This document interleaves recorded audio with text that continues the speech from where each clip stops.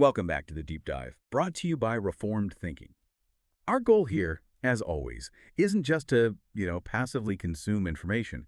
We're trying to exercise a kind of intellectual discipline, to take these complex ideas, really stack up the evidence, and give you the tools you need for making sound judgments, especially in a world that is, well, pretty uncertain. And today we are focusing on something that is, I think, one of the most subtle threats to that kind of clear assessment. We're talking about anchoring bias. This is that quiet thing that happens where the very first piece of information you get, even if it's completely random, just throws this long shadow over everything that comes after. All your evaluations, all your decisions. That's a great way to put it, a shadow.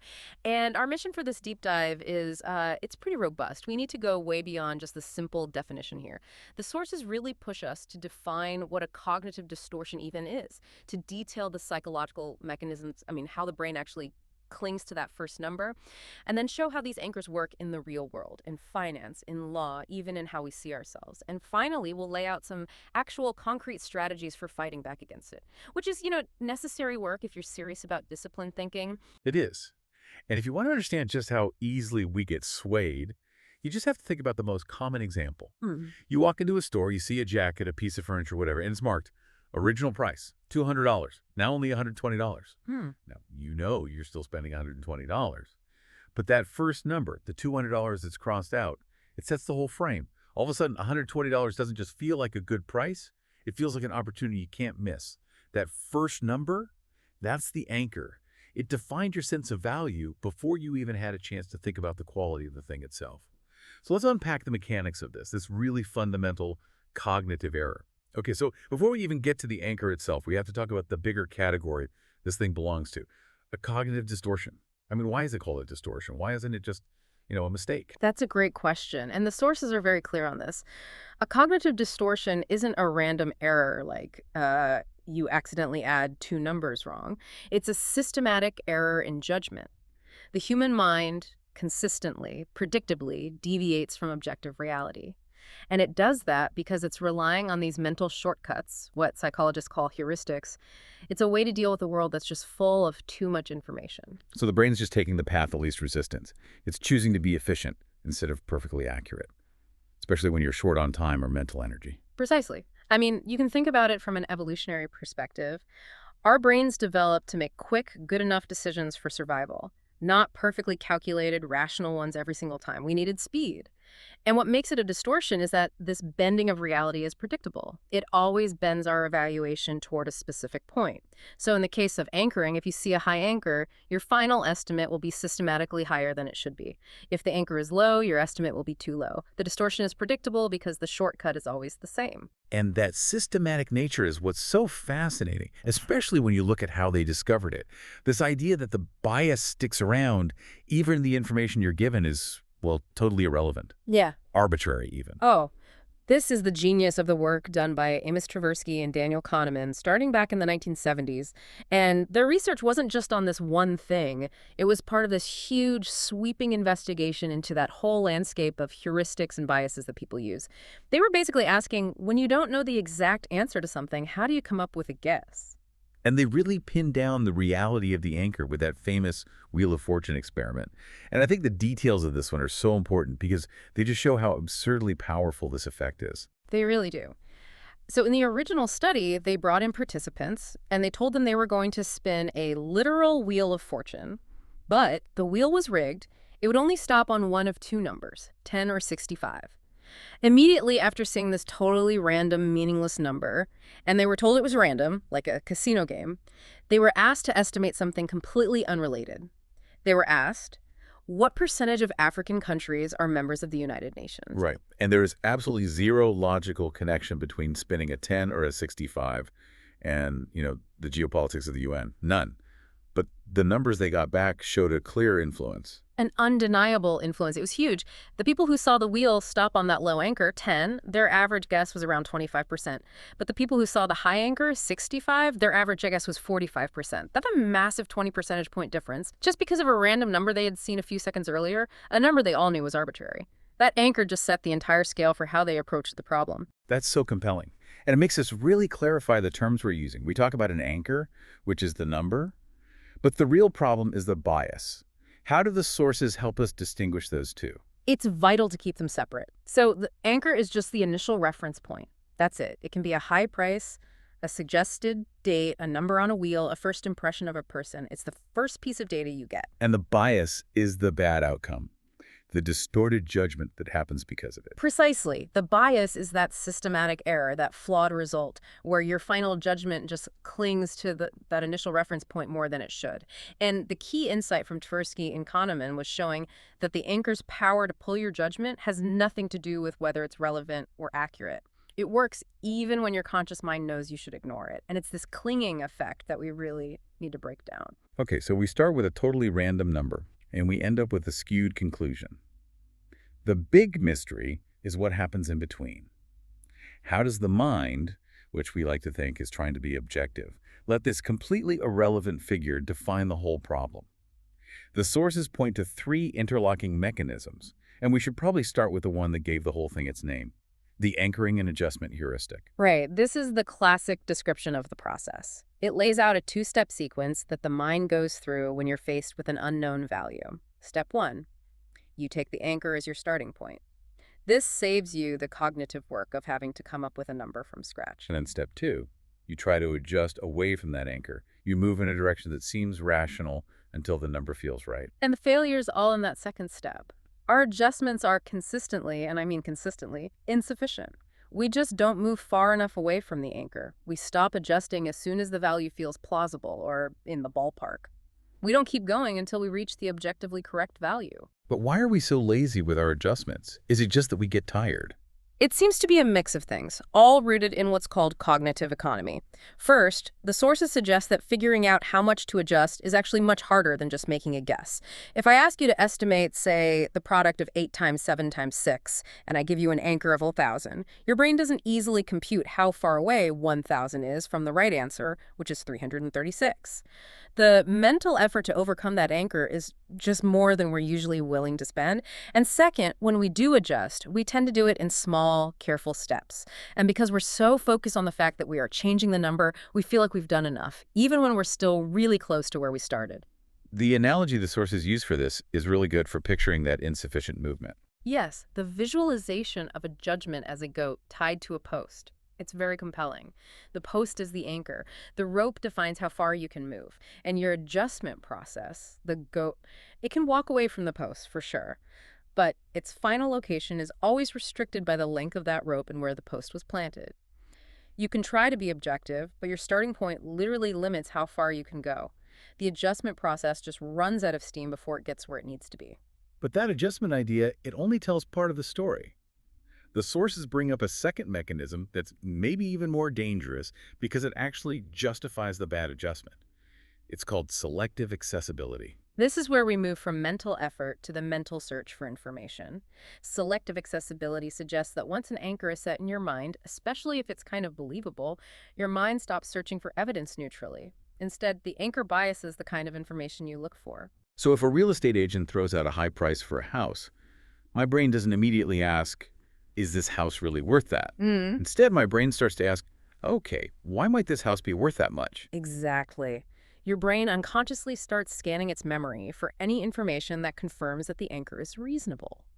So if you're asked to judge whether the average temperature in Miami in July is higher or lower than 95 degrees, a high anchor, your mind won't just recall general facts about Florida weather. It will preferentially bring up memories of those really scorching humid days, or news reports about heat waves. It creates a biased set of facts to test the idea that the high number is plausible. Which means that by the time our conscious analytical mind gets involved, what Kahneman would call our system 2, the evidence it's working with is already contaminated. The deck has been stacked. That's the core danger. Because all this anchor-consistent information is retrieved more easily, it's given more weight, the anchor just feels more intuitively correct than it actually is. We think we're reasoning objectively based on the facts we've gathered, but those facts were quietly curated for us by an internal search engine that was steered by the anchor from the very beginning. It's a sabotage of rationality before the conscious mind even gets a chance to engage. And if those 2 insufficient adjustment and a biased search weren't enough, there's a third mechanism that's even more primitive: priming and magnitude spillover. This seems to happen below any kind of conscious thought. Right. Priming just shows the automatic, almost physical activation that happens when we see a number. It's a really low-level influence where the sheer magnitude of a number activates related ideas in our memory. It makes certain size-related concepts more available. And this is where that irrelevance blindness just becomes startling. The sources mention that really bizarre example with Social Security numbers. I mean, you can't imagine a less relevant piece of data than that. The SSN study is phenomenal because it just shows how mechanical anchoring can be. So participants were asked to do two things. First, they wrote down the last few digits of their Social Security number, obviously totally irrelevant. Immediately after that, they were asked to estimate the fair market value of some unfamiliar items like weird computer accessories or bottles of wine. And the size of that irrelevant number just spilled over. Substantially. Participants whose Social Security numbers ended in high digits systematically gave higher price estimates for the items, higher than those whose SSN ended in low digits. There was no attempt to justify it, no biased search for evidence. It was simply that the magnitude of the first number activated a high number scale in the brain, which then interfered with the very next numerical estimate they had to make. The brain just registers bigness or smallness and applies that scale to whatever comes next. The analogy the sources use for this, the bell, that's a great way to picture how that mental activation just hangs around. It is. The sources describe it like striking a loud bell. The number is struck. A high SSN, a crazy opening offer. And the mental activation, that sound, just keeps vibrating in the air. It lingers. And it interferes with any subsequent conversation or judgment you're trying to make. It's almost impossible to avoid because it's automatic. So you bring all these pieces together, the minimal adjustment, the rigged evidence search, the lingering number activation, and you end up in this cognitive trap, the illusion of rationality. This is probably the most insidious part of it all. Because we do perform an adjustment, we actively change the number away from the anchor. We satisfy that internal need to feel like we used our rational brain. We think we corrected the bias and landed on our own independent conclusion. But because we didn't adjust enough, or because the evidence we used was already biased, we're still tied to the post, we just don't feel the rope. Exactly. We drastically underestimate the sheer gravitational force of the anchor and, crucially, we overestimate how good our own attempt to move away from it was. Our deliberate thought process changes the initial gut feeling a little bit. But because that gut feeling got to the information first, the bias remains. It gives us the feeling of objective reasoning without the actual substance of it. It sounds like an anchor doesn't even have to be a deliberate, strategic thing to work. But let's start with the ones that definitely are, the ones that are intentionally put there by someone else. Strategic external anchors. These are numbers chosen specifically to shape your expectations, to define the boundaries of a transaction. It's basically psychological warfare in the marketplace. And the retail world is just soaked in this stuff. We mentioned the Wasnow pricing, but there's also the idea of a decoy price. Oh, decoy pricing is a classic strategic anchor. You see it in restaurants all the time. A menu might have a ridiculously priced item, like a $150 steak. Almost nobody buys it. But that's not its purpose. Its real purpose is to make the $50, $70 steaks look like sensible, mid-range choices. That $150 price anchors your perception of expensive way up high. It makes the things they actually want you to buy seem reasonable by comparison. The high anchor defines the whole scale. And this tactic plays out with much higher stakes in negotiations, right? Right. Whether you're buying a house or trying to get a better salary, that opening offer is almost never the real goal. It's the strategic anchor. In any negotiation, the first number on the table shapes the entire bargaining range. If you're selling a house and you list it for more than it's really worth, you know you're going to get counteroffers. But those counteroffers are still likely to be higher than if you had listed at a more moderate price because your initial high anchor just established a new expectation of value. This principle is so effective, it's actually baked into our legal system, which is supposed to be all about objective fact. It's extremely well documented in legal settings. When a lawyer goes into a civil trial and demands some huge, sometimes outrageous amount for damages, that enormous number anchors the jury's thinking. Even if the jury says, okay, that's excessive, the final award they settle on is likely to be way higher than if the lawyer had started with a sensible request. The extreme number just pulls the whole range of what's acceptable toward the high end. It forces the other side to argue down from a place they should have never been in. This strategic anchor, as the sources put it, acts like a strong current in a river. You know the current is there, you can feel it, and you try to swim against it. You adjust your counteroffer or your jury award. But because of the bias, you inevitably end up further downstream paying more, or awarding more than if the water had been still. The force is invisible, but it's constantly moving you. The problem isn't just external, though. We are perfectly capable of trapping ourselves. Which brings us to self-generated anchors. These are anchors that come from our own need to make a first guess, or from our intuition or a quick back-of-the-envelope calculation. The mind seems to hate saying, I have no idea. It needs a starting point, even if it's one we just made up. And that need leads to what you could call the rough draft trap. The second we generate an uncertain first guess, it immediately hardens into an anchor. Any analysis that comes after, which should ideally be a fresh look, instead ends up just sort of orbiting that original number.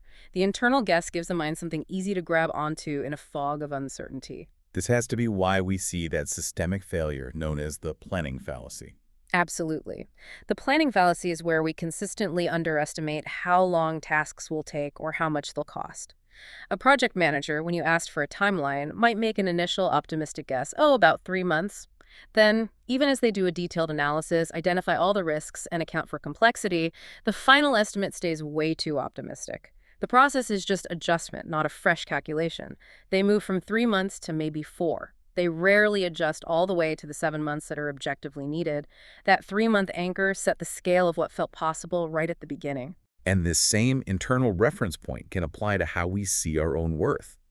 If my first job out of college paid a low salary, that number can act as my own personal anchor for years. It defines your baseline for what feels fair, for what you think you deserve.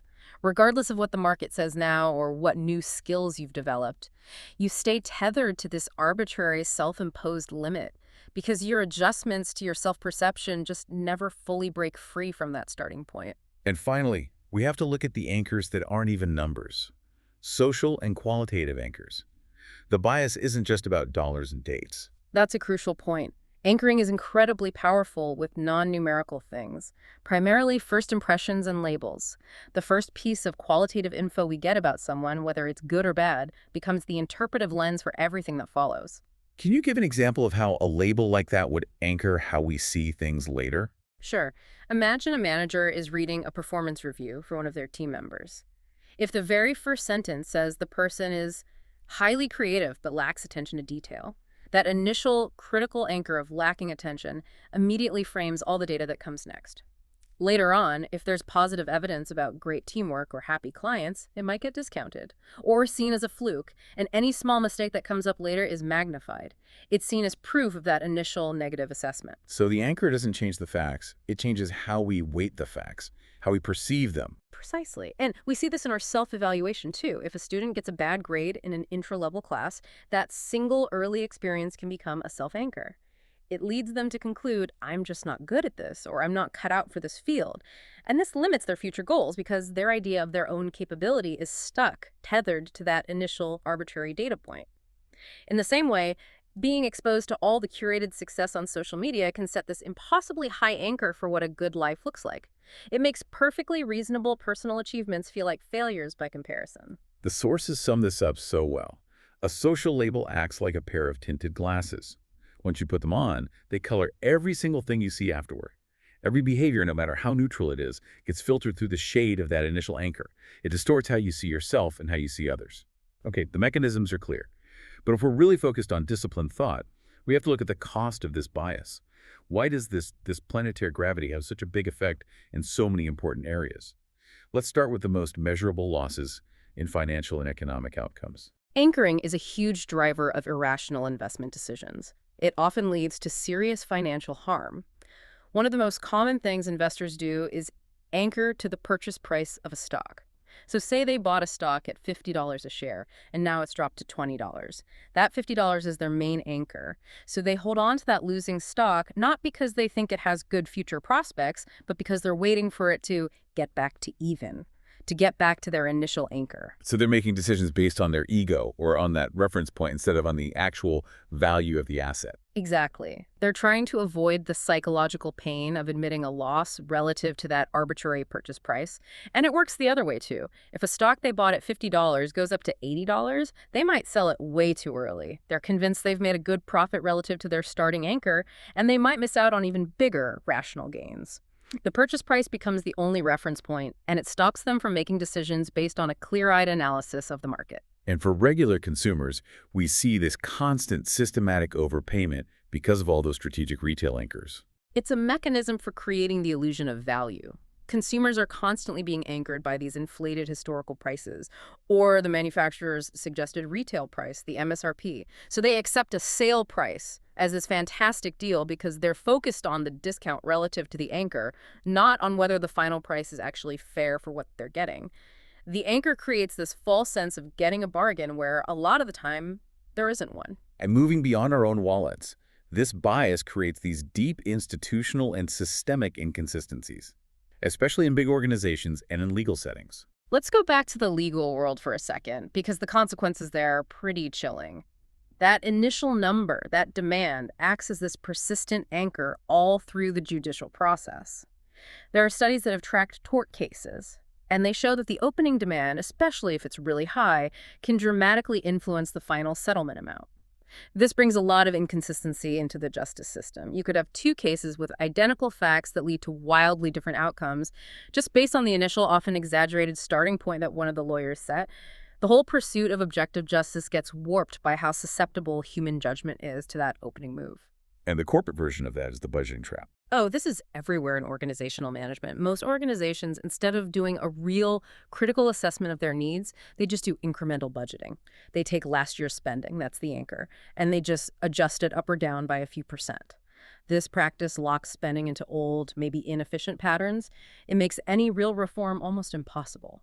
Departments will fight to avoid cutting their budget because it's anchored to last year's number, even if their operational needs have gone down. The anchor prevents a rational, objective use of capital. And this same failure to adjust enough also plagues project management with that planning fallacy we talked about. Yes, and the consequences there are delayed projects and huge cost overruns. If an engineering project's timeline is anchored to an initial, super optimistic internal guess, say, 18 months, and then the analysis shows multiple delays are likely, the team is probably not going to jump to a realistic 36-month estimate. Instead, they'll adjust poorly, up to 22 or 24 months. They'll convince themselves they can make up the time somewhere. This failure to adequately move away from that internal anchor results in this predictable systemic failure to meet deadlines and stay on budget. And finally, the consequences show up in these deep personal constraints and self-limiting beliefs, things that can affect your entire career and your quality of life. Think about a person's professional path. Your very first job, especially if it was low-paying or you had to take a salary below market just to get your foot in the door, that can act as this powerful, low self-anchor. Then, when you move to a new company or a new field, your internal idea of what your labor is worth is still quietly tied to that initial arbitrary number. You might lack the confidence or the internal reference point to demand what you're actually worth because your expectations are stuck below the current reality. And the whole social comparison trap just makes that even harder to escape. That constant exposure we all have now to a curated, high social standard, the perfect job, the perfect house, the flawless family vacation, that acts as an incidental high anchor. It sets this bar for achievement that's often completely unreachable, maybe even fabricated, but it still pulls your own self-evaluation toward feeling inadequate. Your perfectly sensible life choices or your real professional successes can feel deficient because they're being judged against this arbitrary, inflated anchor that was set by somebody else. So this brings us to the synthesis of it all, this invisible restriction we need to see. This is so much more than just a momentary slip-up. It's a constant gravitational pull on how we assess everything. The source analogy of the anchor as a massive planet and our judgment as a spaceship is perfect for summing this up. Your rational thought, your ship's engines, can definitely steer you away from your starting point. You can make adjustments. But the planet's gravity, the power of the anchor, is constant and it's invisible. It ensures that your judgment stays in orbit, restricted by that initial data point. You are constantly burning fuel just to maintain a little distance, often without even realizing how strong the pull is. The real test of disciplined thinking isn't just spotting the problem. It's finding structured, repeatable ways to overcome it. So if the anchor is this planetary force, how do we get the thrust we need to actually break orbit? The sources start with something that's a little humbling but really necessary. Knowing about the bias is not enough to fix it. This is the paradox that Tversky and Kahneman found over and over again. Research consistently confirms that the bias sticks around even when people are explicitly warned about it, even when they're highly motivated to be accurate. And even when the anchor is obviously random, like the Wheel of Fortune number, just knowing your bias doesn't automatically get rid of the bias. So if I know the goat is tied to the post, why doesn't my rational mind, my system 2, just cut the rope? Because those initial intuitive processes, that quick grab for a starting number, the selective search for evidence that confirms it, they happen first, and they happen automatically. So awareness doesn't erase the bias. What it does is act as a mental alarm bell. It's a signal that your default automatic System 1 response is probably corrupted. And it means you have to immediately and consciously deploy a structured countermeasure. You have to engage that effortful System 2 thinking. If you don't have a plan ready to go, that alarm just rings for nothing. Okay, so let's detail those structured strategic countermeasures that the sources recommend. If we're serious about disciplined judgment, the first strategy has to be proactive. It's making independent estimates. This is all about insulating yourself from the external anchor by setting your own terms first. If you're going into a high-stakes negotiation, you have to define your target price, your walk-away point, your own assessment of value before you are exposed to the other side's anchor, whether that's the seller's listing price or a recruiter's first salary offer. That takes discipline. It means you have to sit down, do the research on market values and comparable sales, and literally write your number down before you even open that email or walk into that room. Absolutely. By establishing your own solid, objective internal reference point first, you stop the other person's number from defining the entire bargaining range. You stop it from skewing your idea of what's reasonable. For instance, if you're bidding on a house, figure out your absolute maximum price based on comps, repair costs, all the objective data, and seal it in an envelope. Then, when the seller's high anchor comes in, you're measuring it against your predefined number, not just adjusting downward from theirs. Our second strategy is aimed at those institutional traps we talked about, Yeah. especially with budgeting. Zero-based approaches. To break the lock that's created by those historical anchors, organizations or even individuals have to try zero-based budgeting or planning. So instead of just adjusting last year's figures, you start the whole calculation from zero every single budget cycle. This forces every single dollar of spending to be justified based on current needs, current objectives. It stops that inertial pull of old spending patterns from anchoring your future decisions. It breaks the automatic assumption that last year's level is the rational baseline. And if those self-generated anchors are so bad for project management, how do we use external data to fight back against the planning fallacy? That brings us to reference class forecasting. This is a direct tool to fight your own optimistic internal anchor. Instead of just relying on your team's best case guess, which you know is biased, you go out and find data from a reference class. That is, you look at the actual outcomes of similar projects that were completed by other people, other organizations. So if I'm launching a new app, I don't just ask my engineers how long they think it will take. I go find out how long 10 similar apps took to launch across the industry, and I pay special attention to the average schedule overrun. That's the idea. By anchoring your own estimate to objective external data that already has the typical human tendency toward optimism baked into it, you get to sidestep your own biased internal guess. This strategy forces you to accept that your project probably isn't special. It's not uniquely immune to the problems that hit all the other similar projects. Okay, the fourth strategy is about actively weakening the anchor's pull on our internal search for evidence. It's called consider the opposite. This is a systematic effort to break that mechanism of selective accessibility. Since your brain is unconsciously looking for evidence to confirm the anchor, you have to consciously force it to do the opposite. You have to deliberately and structurally search for information that supports rejecting the anchor. So for example, if I'm interviewing a job candidate and they come in with a really high salary demand, that's a high anchor. I need to stop myself from thinking, okay, why are they worth that much? And instead ask, what specific evidence would strongly support offering them half of that? That's the discipline. You need to generate and evaluate a whole range of plausible values, a best case, a worst case, a most likely case. You do that by forcing yourself to argue against the established anchor. This breaks the dominance of that single starting point and gives your rational mind a much more balanced set of evidence to work with. And the final, and maybe most robust strategy is to just remove the anchor from the center of the discussion altogether, to focus on objective data and structure. This means shifting the whole focus away from the subjective, intuitive numbers that get thrown out and toward external, objective benchmarks. In a salary negotiation, you shift from talking about the recruiter's low opening offer to talking about objective criteria. You say, Let's ignore that opening figure for a moment and talk about the intrinsic value of this job based on the average pay for this city at this company size with these specific skills. You're moving the goalpost from a number to a criterion. Exactly. You're relying on a structured, established process like a market rate analysis or a clear evaluation matrix that systematically discounts the emotional and psychological pull of that arbitrary first number. You're reaching for the objective truth instead of just adjusting the subjective lie. The sources have a great final analogy to wrap up the relationship between just being aware of this and actually having a strategy. Anchoring is like an optical illusion, specifically the Miller-Lyer illusion, where you have two lines that are the exact same length, but they look different because of the arrows on the ends. Awareness is knowing intellectually that the lines are the same length. You know your eyes are tricking you. But that knowledge doesn't make them look equal. To actually solve the problem, to get the true measurement, you have to stop trusting your intuition and use a ruler. And that ruler represents objective data and a structured process. Awareness is the alarm bell that tells you it's time to reach for the ruler. Hashtag outro, host speaker, expert speaker. So this deep dive really clarifies that anchoring bias is rooted in our need for cognitive economy. It's driven by that insufficient adjustment away from a starting point and by that systemic failure of selective accessibility, which rigs the evidence before we even see it. And its influence just extends everywhere, from small retail choices to the structure of global policy, and even to how we assess our own capabilities.